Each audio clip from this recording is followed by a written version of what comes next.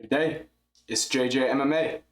Today we are going to be discussing the UFC Vegas 117 card that just took place at the Meta Apex in Las Vegas, starting with the early prelims and ending with the main event. And this was just an overall decent card. We had some good finishes here and there. It definitely didn't underperform, but it also didn't overperform. It was a mid card, so just what I expected out of this Apex card in particular. And starting off with and we did good on predictions too. I think we went, either 10-3 or 9-4 on predictions. So starting off with the first fight of the night, Nicole Caliari versus Shauna Bannon, and Nicole Caliari got it done. But yeah, Shauna Bannon gave her a tough fight. She was tapping her up on the feet a little bit. Absolutely dominated her in total strikes in this fight and significant strikes. Not dominant in significant strikes, but 158 to 50. So round one went to Nicole Caliari, I think. Got 2 takedowns. I don't know what the hell's going on with this total strikes number right here. But round 2 definitely went to Shauna Bannon. Shauna Bannon was landing the better strikes on the feet. Yeah. And then round 3 was when Nicole Caliari started to take over, set up her takedown with the strikes. Took down Shauna Bannon and submitted her with an arm triangle. Good arm triangle submission by Nicole Caliari, and she's got herself in a good position in the UFC now. Back in the win column, and another finish for her. She's 9-4 with a 100% finish rate, and that's very rare to see in women's MMA nowadays. So good performance by her. We got this pick right, and yeah, we move on to the next fight. Daniel Barez versus Luis Gurule. Luis Gurule got this one done by unanimous decision, and he had some really good. This was a fight of the night contender. It was a good fight. Both guys were going back and forth. Luis Gurule has some good boxing, and I knew that based on his performance against, forget his first name, but the Korea dude who trains with Joshua Van. He's not from Korea, but his last name is Korea. The Korea dude who trains with Joshua Van just fought Luis Gurule.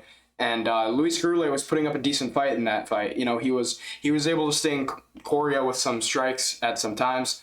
But yeah, Korea dominated that fight against him, 30-27. And now he gets back in here against Daniel Barez. Daniel Barez, he has pretty good grappling actually. He had a pretty good showcase in the grappling, but he has absolutely no head movement. And at times he was firing back with punches, but for the most part he does look like a fish out of water on the feet. So almost every strike that he landed was significant though. Not terrible striking from Daniel Barez, but just not good striking defense from him. And that's what led the dance for Luis Gurule, was the fact that he was able to capitalize on that weakness in Daniel Barez's game. Daniel Barez did probably win round 1 though. I'll open with that. He did probably win round 1. Rounds 2 and 3 though pretty easily went to Luis Gurule. He was starting to take over with the striking. He landed a takedown in this round. He was starting to really piece up Barez on the feet. It looked like he was going to go out, but Barez has a chin on him. He has his chin up in the air, but he does have a chin on him. He's a tough guy.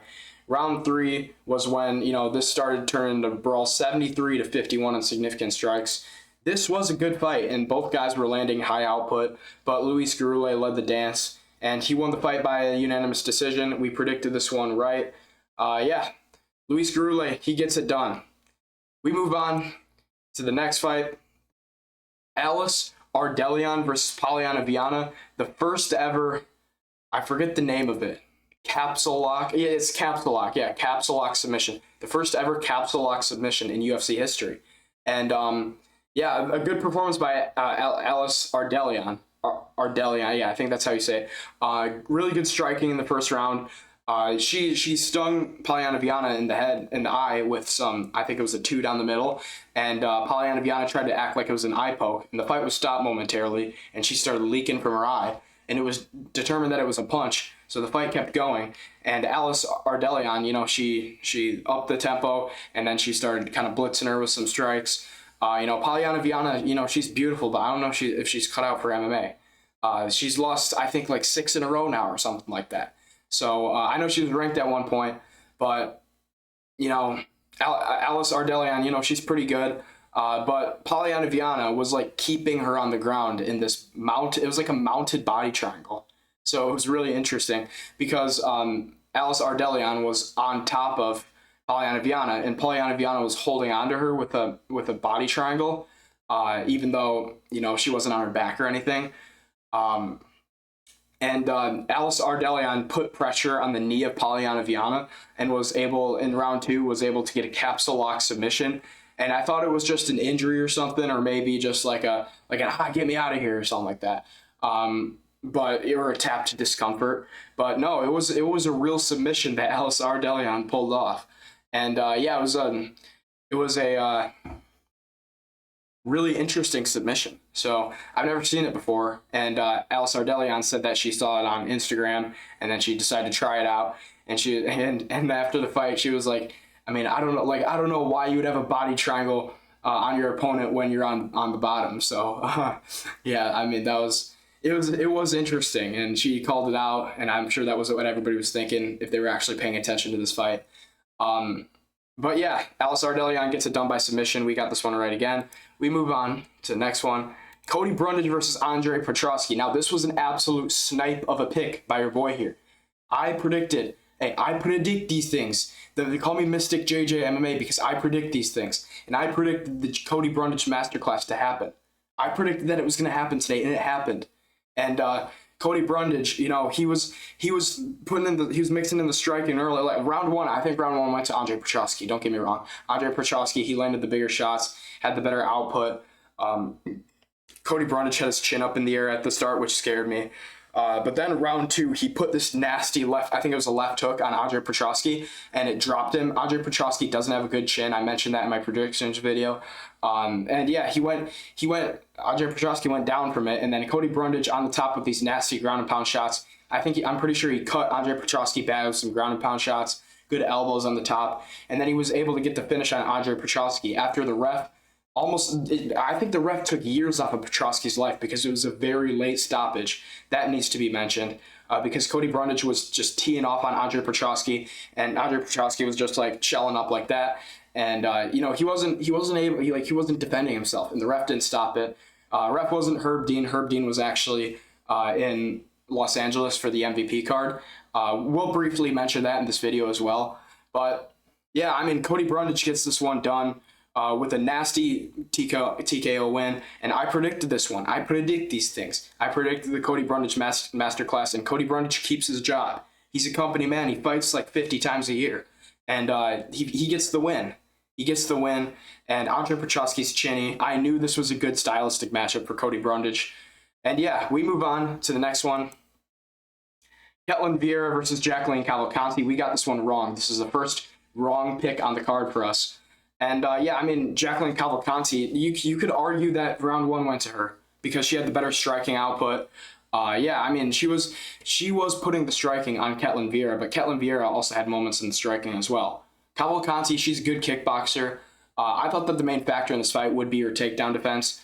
And yeah, I mean, she did a good job for the most part defending the takedowns. She is like a long, lanky striker that does well at defending the takedowns. But Ketlen Vieira is a very strong wrestler. And, you know, Ketlen Vieira dominated round 2, spent most of the time on top of Cavalcanti. Round 1, I mean, here, let me just tab over to round 1 real quick, show you guys the numbers. You know, round 1 could have very well went to Jacqueline Cavalcanti just because of the higher output. You know, I mean, I guess Ketlen Vieira was landing the bigger shots, but I think you could definitely give round 1 to Jacqueline Cavalcanti. And I wouldn't say this was a robbery, but I think Cavalcanti won. I think that she won round 1, and round 2 was a clear Ketlen Vieira round. And then round 3 comes around, and, you know, I think that Jacqueline Cavalcanti undoubtedly tit for tatted Ketlen Vieira in this round. She landed the better shots. She was more precise, landing a lot of 1-2s, landing her inside leg kicks at will. Yeah, I think Jacqueline Cavalcanti won this fight, but Ketlen Vieira gets it done. It was a close fight anyways. Yeah, it went either. I wouldn't say it's a robbery, but it could have went either way. But there you go. We got this one wrong. Ketlen Vieira, she has good wrestling, but was only able to take down Jacqueline Cavalcanti once.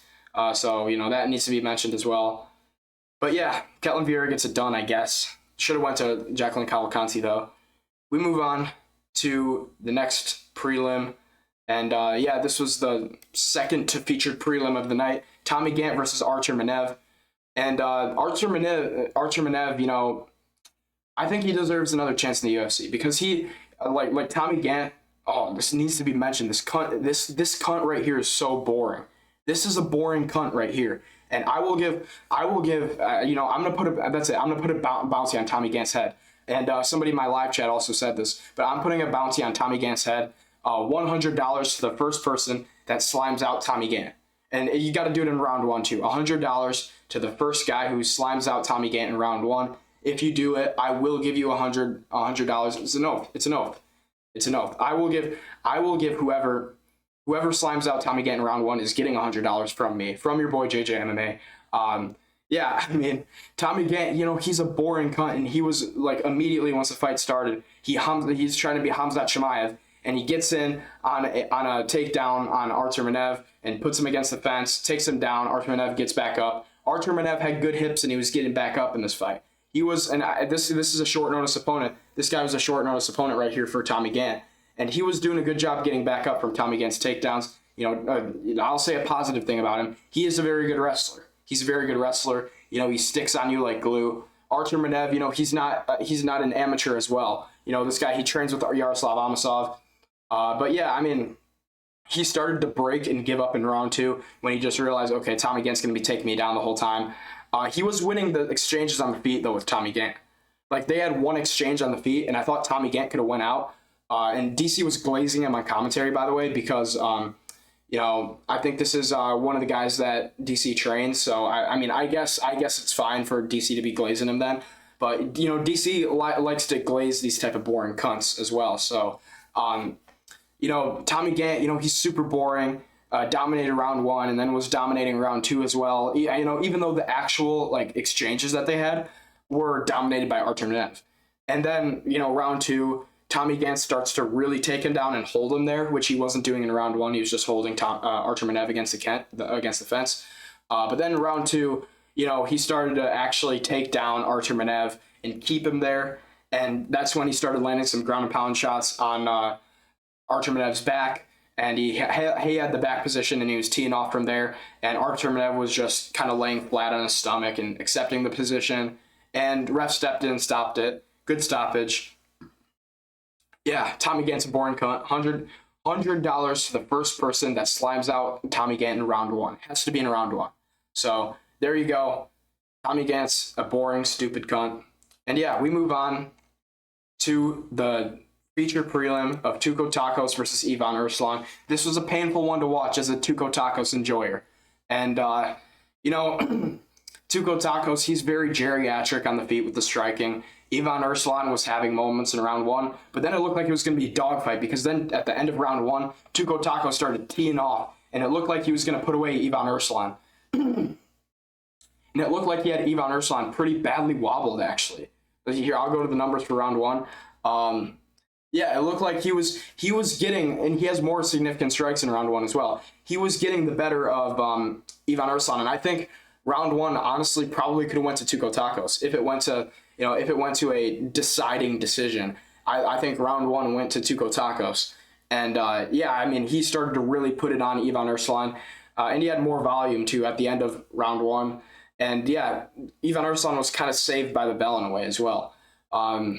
Yeah, round 2 is when Ivan Erslan, you know, he kind of just, I know the significant strike numbers say 10-7, but I wouldn't give round 2 to Tuco Tokkos. I think Ivan Erslan was landing the significant, like, precise shots, and yeah, I mean, he was putting it on Tuco Tokkos more, whereas Tuco Tokkos was just kind of throwing like these little leg kicks out there. And you know, on the total strikes numbers, hold on, sorry, I scrolled up too much, guys. There's the significant strike numbers right there. But the total strike numbers, you know, 37-11, I think that's more accurate on how round 2 went. And then round 3 was just an utter boring domination on the ground from Ivan Erslan. Tuco Tokkos wasn't able to, you know, get any of his crafty work in from the back with his jiu-jitsu. And yeah, it was just a dominant round from Ivan Erslan. So 29-28, you could argue 30-27, but I think 29-28 win from Ivan Erslan. And yeah, a good win from him. Tuco Tokkos is crafty. Yeah, I picked him, and I got this one wrong. Yeah, I think we went, if I'm not mistaken, I think we went 10 for 3 on this. Hold on, let's check. No, 9-4. We went 9-4 on this card. But yeah, Ivan Erslan gets it done. We got this one wrong. And we move on to the main card. Chaos Williams versus Nikolai Veretennikov. I predict these things. I knew that Chaos Williams' pressure and his power was going to be too much for Veretennikov to deal with. And, you know, he got it done. Chaos Williams, excuse me, guys. But Chaos Williams, we're gonna look at the losses that Chaos Williams has. Andres Gustafsson, he can be crafty. Gabriel Bonfim is not a bad loss. And Randy Brown, I mentioned this in the videos. You know, like Gabriel Bonfim and Randy Brown, those are not bad losses at all. Not bad losses at all. I was never gonna hold that against Chaos Williams. And I knew that he could get it done against a long, rangy guy with not much power in his hands and really light on his feet, like a Nikolai Veretennikov. Some of the exchanges did worry me because I did think that Veretennikov could have a power to maybe, you know, scare Chaos Williams, but I didn't think Chaos Williams is soy, so I felt like he was going to just push forward and put the power on Veretennikov, and that's what he did. He landed a big swooping overhand, really sloppy exchange as he pushed forward, and it stumbled Veretennikov, and he hopped on the pressure, and yeah, he got it done. He landed another nasty overhand that put him out, and yeah, he got it done by a brutal TKO, and he got him out of there cold. Chaos Williams, he's a very entertaining fighter. He brings the fight, he brings the brawl, he brings the power. Chaos Williams is very good. Not very good. I'm not going to go that far to say he's very good, but you know, he's a powerful guy, and he'll be a tough out for some welterweights outside the rankings that are trying to make their name in this division, which is absolutely stacked, by the way. But yeah, I mean, Chaos Williams is good. I think a good striker with power and defensive responsibility could give him some problems. You know, like maybe a Wonder Boy could give him some problems, but maybe not at this stage of his career. I think Wonder Boy is like too out of it. He's 42, man. He just lost to Gabriel. In my opinion, I think Wonder Boy beat Gabriel Bonfim, who beat Chaos Williams. So I don't know. That's the reason that I think that would be a decent matchup for him. So maybe do Chaos Williams versus Wonder Boy. But I really don't want to see Wonder Boy slimed, so I don't know. But yeah, anyways, good performance from Chaos Williams. We predicted this one correct. And yeah, we move on to the next one. Timmy Cuamba versus Bernardo Sopaj. We got this one wrong. Timmy Cuamba, you know, he's fast on the feet. He's got good striking. I think he probably won round one. It was looking like it was going to be another correct pick from me. But yeah, I mean, he didn't, like, Timmy Cuamba, once round two started, you know, he was like, hold on, let me pull up the numbers here. I'll show you guys round one. Yeah, I think Timmy Cuamba won round one. And even though Bernardo Sopaj had 2 sub attempts in the takedown, excuse me, I'm burpy today. I mean, Timmy Cuamba, you know, he was putting the volume on him. He was striking a lot. He's very quick. You know, he was out tit for tatting Bernardo Sopaj. And it looked like it was going to be another masterclass of a pick by me. A nice little underdog here. I'll show you underdog pick for me here. But no, in the second round, it wasn't going to happen because once the second round started, Bernardo Sopaj, you know, he was landing his jab more at will. He was landing his 1-2. You know, he was starting to land better body kicks. You know, he was really defensively responsible. That's another thing that he did well in this fight. Even in round one, Bernardo Sopaj wasn't getting cracked too much in the face because he was defensively responsible. He's almost like a Timu Alexandre Topuria in that way. So, yeah, I mean, you would know if you saw the fight. He's almost like a Timu Alexandre Topuria, really defensively responsible, got a good jab, not much power, but he's still good. But actually, he did have a powerful shot in this one because he knocked down Timmy Cuamba, I think, with a really good. It was either a left hook or an overhand, but he knocked down Timmy Cuamba with something inside, and then he split him open, and then elbows for ground and pound, good ground and pound after he knocked him down. And then I think I'm pretty sure he jumped on his back and got a rear naked choke. Yeah, I'm pretty sure it was a rear naked choke if I remember correctly. Yeah, it was a rear naked choke. Bernardo Sopaj got on his back, got the hooks in. Rear naked choke finish for Bernardo Sopaj over Timmy Cuamba. Really good win from Bernardo Sopaj. I should have known to pick this guy because his only loss in the UFC was to Vinicius Oliveira by literally like the flying knee of doom and destruction. Literally the flying knee of doom and destruction he got landed on his chin from Vinicius Oliveira, who's a very powerful dude. People used to call him the withered patchy mix and the Michael Morales of bantamweight, but now he's moving up to featherweight. But I mean, yeah, good performance here by Bernardo Sopaj. I'll be looking forward to seeing him fight outside the rankings at bantamweight again. But yeah, he's good. He's really good, solid grappler, good striking, well-rounded guy. But yeah, we move on to Modestas Bukauskas versus Christian Edwards. Now, there's a decent argument that there's not a decent argument that Christian Edwards won the fight. I think that Modestas Bukauskas won this one, but it was a close fight, man. Round one, hold on now, guys. Round one was pretty close between Modestas Bukauskas and Christian Edwards. I think that Modestas Bukauskas took round one. I think Bukauskas won rounds 1 and 2, but he lost round 3 to Christian Edwards. And that's concerning because I thought Modestas Bukauskas was like literally like right outside the light heavyweight rankings. And I mean, Modestas Bukauskas, he's lost to Nikita Krylov, who's a legit, he's a legit top 15 light heavyweight in the world, and he's actually fighting Bobby Knuckles on International Fight Week. We're going to react to that card tomorrow, but I'm getting this video out today. One at a time for me now. But, Modestas Bukauskas, he got this one done by a decision, 29-28. I think that it was a clear 29-28. I think that he did enough to win round one. Better strikes, overall, he was landing better. Round two, I'm pretty sure that, he wobbled Christian Edwards pretty bad a few times in round two. But then he, started kind of laying on him against the fence. But yeah, I mean, Christian Edwards, he's solid, actually. He's not too bad. He was competing with a guy who's right outside the rankings at light heavyweight on short notice. So, good performance from him. And he lost to Luke Fernandez on the regional scene, who just lost to Rodolfo Bellato, who was supposed to fight Modestas Bukauskas in this fight. I think that looking back on it, Bellato probably could have won this one. However, Bellato is more chinny than Christian Edwards. So, like Bellato is a very chin chin or get chinned type of fighter, I feel like. Actually not, because Bellato goes to decision. But, I would be interested to see Modestas Bukauskas versus Rodolfo Bellato rebooked. I think that's the next fight to make for Bukauskas. But yeah, keep Christian Edwards in the UFC, give him one more run at it, and if he loses, cut him. But yeah, I mean, he had a good round 3 on the numbers. Outlanded Modestas Bukauskas on significant strikes. He looks like a beluga whale. I mean, the cranium on this kid is incredible. But yeah, Modestas Bukauskas wins this one. I don't think it should have been a split decision. But 29-28 win, Modestas Bukauskas. Underwhelming performance, but it's okay. Yeah, we move on to the featured fight of the main card. Malcolm Wellmaker versus Juan Diaz. I'm disappointed in Malcolm Wellmaker, man. I see you knock out a guy like Trevor Simon, who's very good. Not very good, but Trevor Simon, he's solid. Trevor Simon is a solid fighter, and Malcolm Wellmaker did that to Trevor Simon. Hold on, let me scroll up a little bit.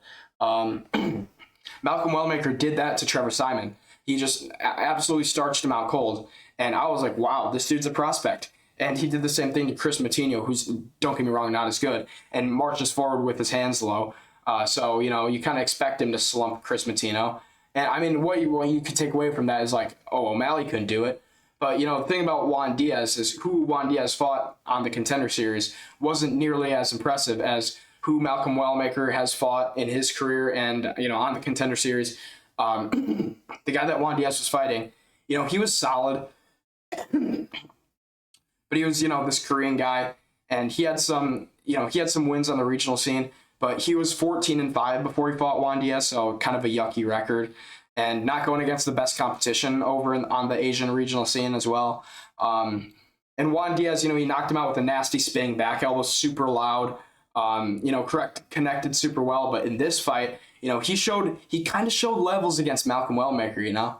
He did have a, he did have a dirty, little knee to the grounded opponent that should have been illegal. It should have been deemed illegal, but they didn't take a point from him because it landed on the shoulder. I think it landed on the neck, by the way. But, he's a dirty fighter, doing that like he intended to land the knee on Malcolm Wellmaker's face while he was grounded. But, how that happened was, Malcolm Wellmaker was probably winning the round. He had the better kicks. He was winning the round, Malcolm Wellmaker was, in round 1. Here, let me switch to the round 1 numbers. But, yeah, 10-6 on significant strikes. But there was a knockdown in round 1. I don't know why they didn't score a knockdown right here. Because Juan Diaz knocked down Malcolm Wellmaker with a nasty overhand that put him down on the canvas. And it landed clean, and it knocked down Wellmaker, and it stunned him pretty badly. And after it. I think Malcolm Wellmaker thought the fight was called. I thought he was finished, and he thought he was finished because he was sat on his knees and he was just like kind of looking up, almost like smiling. I don't know what's up with him there, but yeah, I mean they reviewed the knee. They didn't deem it illegal. And yeah, because it landed on his shoulder, but they gave him a stern warning. And then round 2, also Juan Diaz had some good grappling in this round as well. 2 takedowns. He clearly out-grappled Malcolm Wellmaker, and Malcolm Wellmaker, a big hole in his game is the grappling. Like Ethan Ewing kind of exposed him for it. And now Juan Diaz has exposed him for it. But Juan Diaz is a very sound grappler, and he won this one by a nasty rear naked choke submission. A great rear naked choke submission here for Juan Diaz. And he did that later in the round. He got 3 takedowns, good control time, landed some significant strikes, 7-5 on significant strikes, by the way. Malcolm Wellmaker, I feel like his confidence has taken a dip since the Ethan Ewing fight, because he wasn't landing his punches and he wasn't getting into boxing range. When they were on the feet, all that he was doing was throwing his body kicks, throwing his teeps. All he had for Juan Diaz was leg kicks, body kicks, teeps. He wasn't getting into boxing range where he should be the most confident. And that's where he's knocked out everyone, is with that checked left hook. That's so good. But he wasn't doing that in this fight. He didn't seem comfortable enough, and he wasn't getting into boxing range of Juan Diaz, and you have to do that against a guy like that. And I know like Juan Diaz has his own threats, he's a good striker as well, but he submits Malcolm Wellmaker in this one by rear naked choke. The glaring weakness in Malcolm Wellmaker's game is the grappling, and even on the feet, like if he can't get into boxing range, he's not very effective. Like he's just gonna point fight if he can't get into boxing range. But he's got the one hitter quitter at bantamweight. Hopefully he gets back on track because he's a really entertaining fighter, and I do think Juan Diaz is very good. But yeah, I mean Juan Diaz gets the submission win here. Upset win from him. He was minus 230. Show you the odds. Yeah, he was minus 230 here. Yeah, so big underdog. I got this one wrong. Yeah, we move on to the co-main event, and I got this one right. Doo Ho Choi Masterclass. Doo Ho Choi lovers, rise up. We are getting a ranked opponent next. We are coming off a 2-year layoff nearly, and getting the dub over Daniel Santos by a TKO by a nasty liver shot, by the way. Daniel Santos, he was out swinging round 1. Daniel Santos, before this, was on a 2-fight winning streak over Koreans. So I thought that he was the Korean marauder. People forget, man, Daniel Santos has murdered every Korean that has standed in his path, even though he didn't finish Zhang Yang Li. But, in round 1, it was looking bad for Doo Ho Choi. I thought Doo Ho Choi could have been chinned. But the chin on this guy, the toughness of this guy right here, is very underrated, and it's underestimated. Like his toughness, this guy's toughness is insane because Daniel Santos was landing well on the chin of Doo Ho Choi. He was landing his jabs, he was landing his twos, he was landing big kicks, he was throwing big kicks, and he was exerting himself in round 1 with how big he was throwing and trying to get Doo Ho Choi out of there. Round 1, I think that the numbers are probably bigger than this round 1. I thought. I mean, he didn't land much of it, but he threw 106 significant strikes in this round. Tried to mix in his grappling, but Doo Ho Choi stuffed every attempt to grapple. Actually, no, he got taken down once, so I don't know why the numbers say 0 takedowns. But, Daniel Santos nearly had him rocked a bunch of times. And Daniel Santos, he was swinging for the fences. Like, those shots would have knocked out Ju Sang Yu with a gust of the wind. Because Ju Sang Yu, he seems pretty chinny, man. He has his hands down all the time. Doo Ho Choi is more defensively responsible. And now we get into round 2, and Doo Ho Choi starting to land his jab a little more. Daniel Santos is still landing some overhands, but Doo Ho Choi is landing the jab, landing the 2. He's got absolute bricks for hands. He's huge for the featherweight division. The guy's 5'10", had a 3. He has a 70-inch reach advantage. And, he's built very well for the featherweight division as well. The only problem with the guy is he doesn't fight. Like, he's so inactive, and it's crazy how he's so inactive, because if he was more active, he could probably be ranked in the against a lower opponent right now.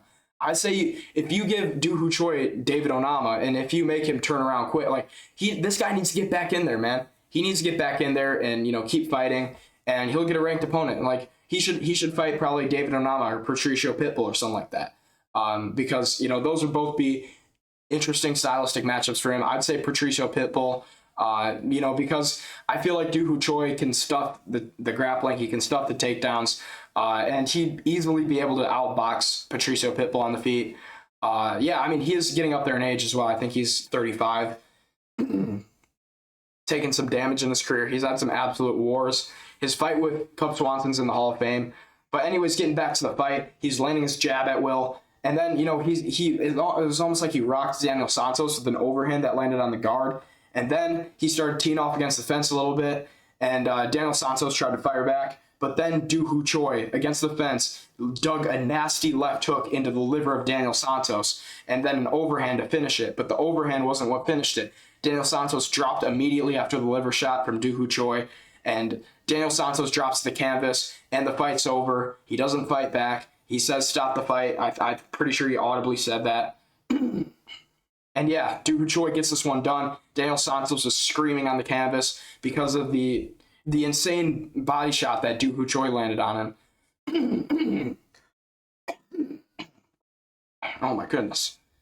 Almost lost my voice from the live stream. But anyways, you know, Daniel Santos, he was swinging big. Seemed like he was talking a little bit. And, you know, Choi got this one done. He made him pay. The Korean Superboy wins it again. Superboy Choi, we are so back, Choi lovers. And yeah, we move on. Oh, and we got this one right. We said Choi by TKO, and look what happened. We're 9-4 on picks. We move on to the main event. Arnold Allen versus Melky Costa. What a masterclass. Oh, I thought they didn't have the numbers for a second. What a masterclass win here from bloody Arnold Allen, mate. 50-45, 5-0 domination over 5 rounds for Arnold Allen. Yes, Melky Costa was landing. Yes, the second round was close. But I think that Arnold Allen dominated this fight. He had a little well under his eye. That's all he had. He was able to neutralize the power of Melky Costa. Melky Costa's tough, too. That needs to be mentioned. You know, Melky Costa, he was eating really big shots on the chin from Arnold Allen. Pause. And Arnold Allen, when he was landing his jab at will, the jab was really blinding Melky Costa in this fight. He was landing his 1-2 a lot. Landed 7 out of 7 takedowns. He was out grappling Melky Costa, who's, you know, known for being able to throw up submissions. He knocked down Melky Costa in the first round, I'm pretty sure, with a 1-2. Yeah, I mean, Arnold Allen, you know, he had a really good performance. And I know the significant strike numbers say that, you know, 100% on significant strikes, and that, you know, Melky Costa had 1 more than him. But that don't matter because, you know, he landed 2 takedowns. He was on top of Melky Costa. Melky Costa did almost have some submissions there, you know, in this fight. You know, he was throwing up triangles, arm bars, guillotines. He has a really good guillotine. I was worried for Arnold Allen there. But no, Arnold Allen knocked him down with the 2. He was throwing his 1-2, and he was connecting with the jab every time. And the jab was able to blind Melky Costa. You know, it was able to neutralize the big spinning back kicks he was throwing. Super accurate strikers, Arnold Allen. I knew that going into this fight. Oh, my gosh. Throat's chunky right now. But yeah, I mean, Arnold Allen, he's got, like, you know, Arnold Allen's super sharp on the feet, and he's super sharp with the striking. And yeah, in round 1 he was showing that, and it was going to be a vintage Allen performance. And you know, a guy who's lighter on the feet and more powerful at the same time, which is able to neutralize the kicks more, less grounded like a Dan Ige, less of a still target, more of a moving target like Arnold Allen.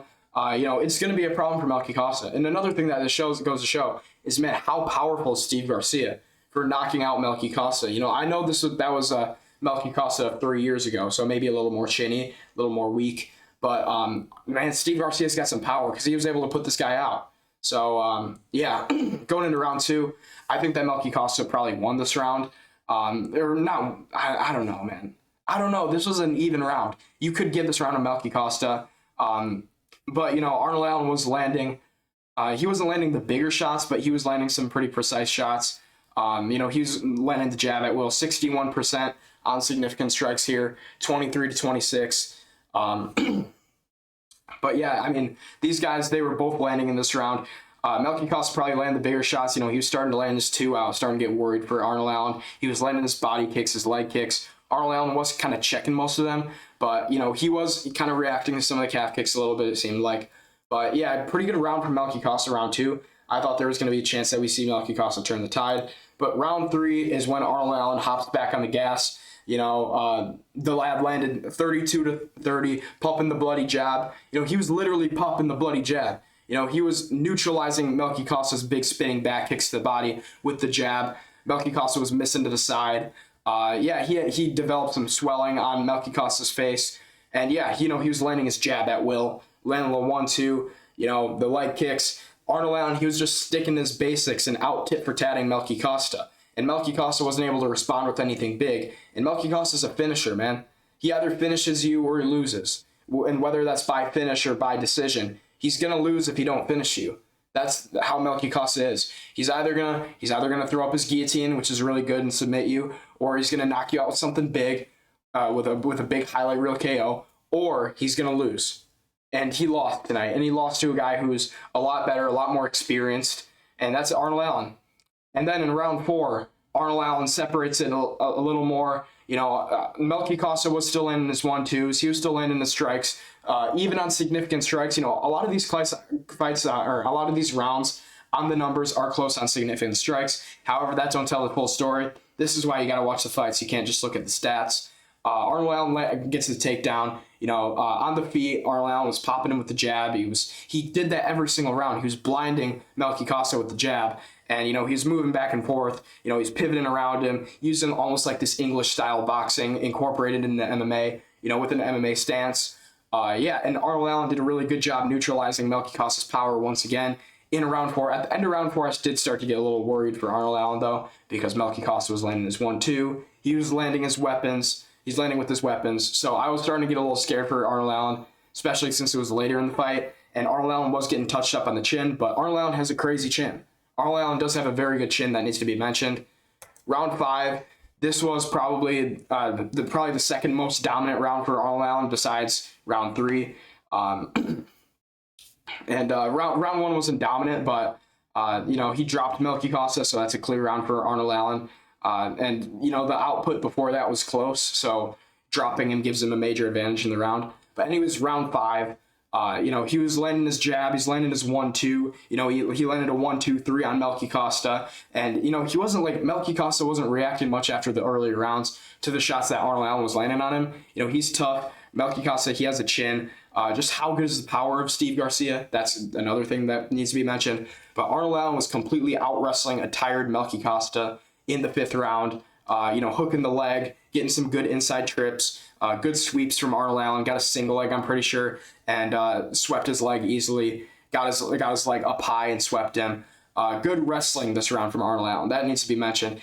This round was less of a striking output round from Arnold Allen, but more of an out wrestle, and then hung on to the body triangle late in the round, got a hook in and just kind of held onto it, cruised to a decision late in round 5, got up on the cage, celebrated, and a classic, crafty, 49-46, probably 50-45 performance from Arnold Allen, neutralized Melky Costa, and we are so back. We are fighting up the rankings. We are getting the rematch with Mobsar after he loses to Volk, and the UFC is good, man. The UFC is good again. We're so back. It's 2 main events in a row now that the fighters that I want to win. Strickland and Arnold Allen. We are so back. We are Arnold Allen. We are fighting up the rankings. We. And we got 9 out of 4 picks correct on this card. We did pretty good on the MVP card as well. I think we only got 3 picks wrong there. Just to recap the 3 main events of the MVP card: Ngannou, absolute destruction. Poor Felipe Lins. Ngannou put out Felipe Lins in round 1 cold.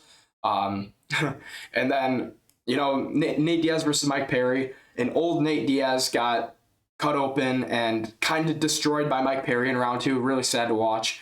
And Nate Diaz wants to rematch him for some reason, which is kind of funny. He's like, after the fight, he's like, I don't give a shit. He's like, I don't give a shit. He's like, wait, hold on. I forgot the Nate Diaz impression. I was doing it early on live stream. But he was like, man, I fight this motherfucker any day of the week, man. But yeah. Anyways, the main event, Rousey versus Carano, 17-second armbar from Ronda Rousey. Just takes down Gina Carano immediately with a double leg. It was almost like it was scripted because Gina Carano was like smiling when she was being mounted. And then ground pound shots from Ronda Rousey from the mount. And immediate armbar submission from Ronda Rousey. And yeah, that was the MVP card. UFC card versus MVP card. I'd say the MVP card was probably more entertaining, but in terms of high-level MMA, the UFC always wins. And yeah, the UFC put on a pretty decent card as well. I'd say this is a pretty decent card for an Apex. I'd say good card for an Apex card. Overall for Fight Night, I'd say this is decent. Solid main event. ARNOLD and Masterclass. Really fun co-main. I'm happy Choi got the win. We did good on picks with the MVP card and the Apex card. And yeah, that's my recap of the Apex card and a brief recap of the MVP card. Like and subscribe, guys. Thank you guys so much for watching. I'll get a video out about UFC 329 tomorrow. And the Mac is back. The return of the Mac. We are back. And yeah, we're going to get destroyed by Max Holloway. But, you know, we love Max Holloway too. We're going to react to that tomorrow. Like and subscribe, guys. Thank you so much for watching. I'll see you later. Goodbye.